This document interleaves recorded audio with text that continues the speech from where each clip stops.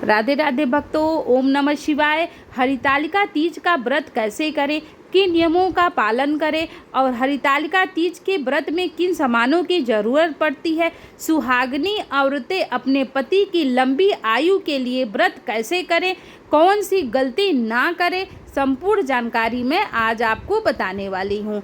तो सबसे पहले बता दूँ कि बहुत सी सुहागिनी औरतें हरितालिका तीज का व्रत तो रहती हैं, लेकिन बहुत सारी गलतियाँ करती हैं, जिसकी वजह से उनके पति की आयु कम हो जाती है या फिर वो उनको बहुत से दुख का सामना करना पड़ता है। तो देखिए, सबसे पहले हरितालिका तीज में आपको मंडप सजाना है, यानी कि चौक लगाना है। उसके बाद आपको किन सामानों की ज़रूरत पड़ेगी, तो सबसे पहले आपको बता दूं, श्रृंगार की माता गौरी के लिए आपको संपूर्ण श्रृंगार के जो 16 श्रृंगार होते हैं वो लाने हैं। पुष्प, माला, पान, सुपारी और फल आपको लेना है और दुर्वा लेना है गणेश भगवान जी के लिए। उसके बाद आपको गुजिया ज़रूर चढ़ाना है और उसके बाद आपको शिवलिंग लेना है। मतलब आप पार्थिव जो शिवलिंग आते हैं मिट्टी के, वो भी आप ला सकते हैं। यदि आप वो लाने की सुविधा नहीं है या नहीं मिल रहा है या आप उनका विसर्जन नहीं कर सकते हैं, तो आप जो स्फटिक के शिवलिंग हैं उनकी भी पूजा कर सकते हैं। और साथ में आपको गौरी गणेश जी को ज़रूर रखना है। तो सबसे पहले कोई भी पूजा करने से पहले उसकी सामग्री हमारे पास ज़रूर होनी चाहिए।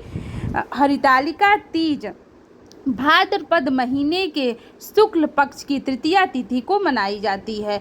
जो जितनी भी सुहागिनी औरतें होती हैं अपने पति की लंबी आयु के लिए इस व्रत को रखती हैं। इस व्रत को माता गौरी ने, यानी कि माता पार्वती जी ने शंकर भगवान को अपने पति के रूप में प्राप्त करने के लिए रखा था। उन्होंने हजारों करोड़ों वर्ष तक तपस्या की थी और उनको सखिया हर ले गई थी। इसी वजह से इनका नाम हरितालिका तीज है पड़ा है। तो देखिए, सबसे पहले आपको क्या करना है कि माता गौरी जी को, गणेश भगवान को और जो शिवलिंग है स्फटिक के और नंदी महाराज हैं, सबको पंचामृत से गंगा जल से स्नान कराना है। क्योंकि जब भी हम कोई पूजा करते हैं तो सबसे पहले यही होता है कि हम गौरी गणेश का सर्वप्रथम पूजा करें, फिर हमें जो शिवलिंग है उनकी पूजा करनी है। और हरितालिका तीज में तो शिव भगवान की, शंकर माता पार्वती के पूरे परिवार की ही पूजा की जाती है। तो आपको ऐसे ही करना है। स्फटिक के जो शिवलिंग है उन्हीं की पूजा करनी है। ज़्यादातर तो लोग पार्थिव शिवलिंग मिट्टी के बनते हैं, उनको बनाते हैं लोग, बाहर भी मिलता है, उन्हीं की पूजा करते हैं और उसके बाद उनको पूजा करने के बाद विसर्जित कर देते हैं। लेकिन जहाँ पे गंगा जी नहीं है वहाँ पे आप कहाँ विसर्जित करेंगे? तो अच्छा यही होता है कि आप स्फटिक के शिवलिंग की पूजा करें और माता पार्वती, भोले शंकर के पूरे परिवार की प्रतिमा की पूजा करें। तो देखिए, माता पार्वती, शंकर भगवान, कार्तिकेय, गणेश भगवान, पूरी परिवार है इनका, तो इन्हीं प्रतिमा की हम हरितालिका तीज पे पूजा करेंगे। तो सबसे पहले हमें चौक लगा लेनी है और पान के पत्ते रखने हैं। पान के पत्ते पर हम गौरी गणेश जी को विराजमान करेंगे। सर्वप्रथम पूजा जब भी हम करते हैं तो हमें गौरी गणेश जी को सबसे पहले आगे रखना चाहिए। तो उसके बाद हम जो स्फटिक के शिवलिंग है हम उनको भी रखेंगे, नंदी महाराज जी को भी रखेंगे। तो इनकी पूजा हम सर्वप्रथम करेंगे। इनका मंडप भी बनाया जाता है। इस दिन जितनी भी सुहागिनी औरतें होती हैं अपने पति की लंबी आयु के लिए बिना अन्न जल के 24 घंटे का व्रत रखती हैं। यानी कि इस व्रत में आप अन्न जल नहीं खा सकते। अगर आपको भोर में 3-4 बजे उठ के आप जैसे कुछ केला हो गया, कुछ फल हो गया, आप खा सकते हैं, लेकिन उसके बाद आप नहीं खा सकते। तो देखिए, आपको माता गौरी को श्रृंगार अर्पित करना है, यानी कि उनको वस्त्र आप पहनाना है। तो मैं वस्त्र उनके लिए लेकर आई थी, नए वस्त्र मैंने माता गौरी जी को पहना दिया है।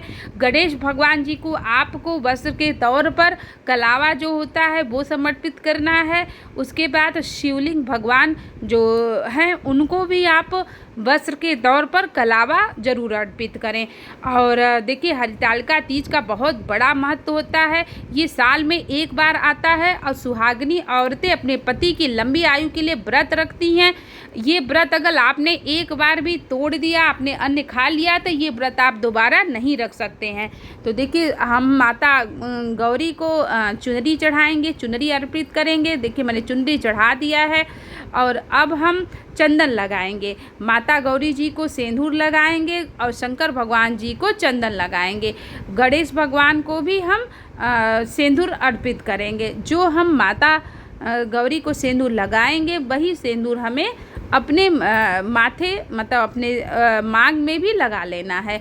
तो देखिए इसमें क्या होता है कि हरितालिका तीज के दिन आपको भोर में ही बिना बोले आपको आंवला और काला तिल अपने पानी में मिला के स्नान करना है। बोलना नहीं है। उस दिन 3 बार स्नान किया जाता है और उस दिन हमें सात्विक तरीके से रहना होता है, ज़्यादा बोलना भी नहीं होता है। और हम शाम को जो प्रदोष काल होता है उसमें हम शंकर भगवान का पूरे परिवार माता पार्वती गणेश कार्तिकेय जी के साथ मंडप बना के पूजा करते हैं, व्रत करते हैं, कथा पढ़ते हैं। उसके बाद फिर आपको पूजा करने के बाद आप गाना गाइए और सखियों के साथ मिल के आपको लोग जागरण भी करते हैं, तो आप जागरण भी कर सकती है। ये व्रत बहुत थोड़ा सा कठिन होता है, लेकिन आप अगर श्रद्धापूर्वक अपने पति के लिए रहना चाहती है तो इस व्रत को आप नियम पूर्वक ज़रूर रखें। और देखिए फिर उसके बाद आपको पुष्प अर्पित करना है। भोले शंकर माता पार्वती को आपको माला चढ़ाना है, माला समर्पित करना है। और उसके बाद देखिए हम भोले शंकर भगवान को आपको अर्पित करना है। धीरे धीरे आप करके एक एक सामान चढ़ा देना है। ये दुर्वा है, ये आपको गणेश भगवान जी को ज़रूर अर्पित करना है, क्योंकि दुर्वा गणेश भगवान जी को बहुत ही प्रिय है। उसके बाद बेल पत्र हमें शिवलिंग पे चढ़ाना है। तो देखिए इस तरीके से आप बेल पत्र जो आपने इस पट्टी के शिवलिंग लिए हैं उनको चढ़ा सकते हैं। ये सुहाग के समान हैं, तो सुहाग के जितने सामान हैं आप उन माता पार्वती को एक एक करके कंघी, चूड़ी, बिंदी, महावर आपने जो भी लिया है एक एक करके आप चढ़ाते जाइए। और देखिए मैंने जितने भी सुहाग के सामान कहते हैं जितना भी आप सुहाग के सामान माता पार्वती को चढ़ाते हैं उतना ही माता पार्वती आपको सौभाग्यवती भव का आशीर्वाद देती है और आपकी जोड़ी हमेशा बनी रहे। माता पार्वती हमेशा आपके ऊपर आशीर्वाद अपना बनाए रखती हैं। तो देखिए एक एक करके मैंने सुहाग के जितने भी सामान थे वो माता पार्वती जी को चढ़ा दिया है। साथ में आपको दक्षिणा भी ज़रूर रखना है। और इसमें देखिए बिछुआ चढ़ता है माता गौरी को, तो माता पार्वती को आप चांदी के बिछुआ आप ज़रूर चढ़ाएं। उस दिन आप नए वस्त्र ज़रूर धारण करें, नए पायल पहने, जितने भी सुहाग के सामान हैं आप ज़रूर पहने। उसके बाद 101 रुपये दक्षिणा आपके अपने श्रद्धानुसार जो भी है आप ज़रूर रखें। और दान के भी सामान आपने आटा, चावल, गेहूँ, नमक, हल्दी मतलब 5 प्रकार कहते हैं कि जो होता है वो आप पंडित जी के लिए ज़रूर निकाल दें।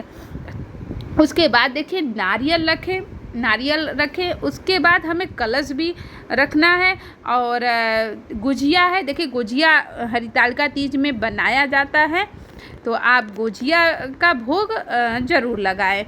और कलश स्थापना भी अभी हमें करनी है, तो हम कलश स्थापना भी करेंगे।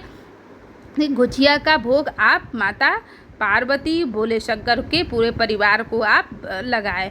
तो देखिए संपूर्ण पूजा विधि जो होती है जब नियम से होता है तभी हमें किसी भी पूजा का फल मिलता है।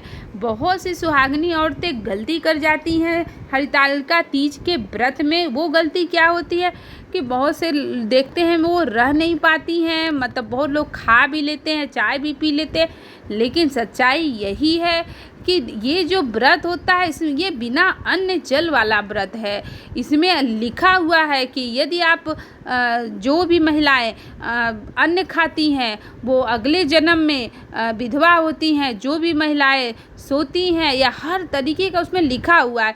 लेकिन आप भले से आप और नियमों का पालन न कर सके, लेकिन आप अन्न बिल्कुल मत खाइएगा। आप अगर आप बीमार हैं, आपकी तबीयत नहीं सही है, तो आप फलाहारी वो भी कोशिश करें कि दिन में रह लें, शाम को ही आप खाएं रहें तो ज़्यादा ही अच्छा होगा।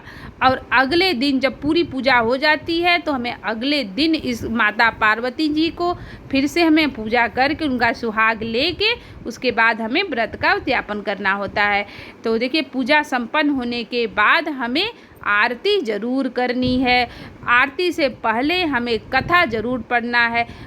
हरितालिका तीज व्रत का कथा की किताब मिलती है, आप मार्केट से ले आ सकते हैं, तो आप कथा ज़रूर पढ़ें। कथा में सारे नियम पालन लिखे हुए हैं। और उसके बाद हमें भोले शंकर का, माता पार्वती जी का हमें आरती ज़रूर करना है। आरती जो होता है वो सबसे मेन होता है। देखिए, हरितालिका तीज की ये कथा है जो कि आपको कहीं भी दुकान जहाँ पे पुस्तक मिलती है वहाँ पे मिल जाएगी। उसके बाद देखिए, कलश स्थापना हमें ज़रूर करनी है और मैंने कलश स्थापना कर लिया है, आप देख सकते हैं।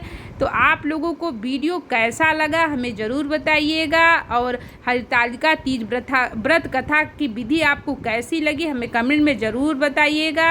और आप लोग कैसे हरितालिका तीज का व्रत रखते हैं हमारे साथ ज़रूर शेयर करिएगा। राधे राधे, श्री हरिदास, ओम नमः शिवाय, जय माता गौरी।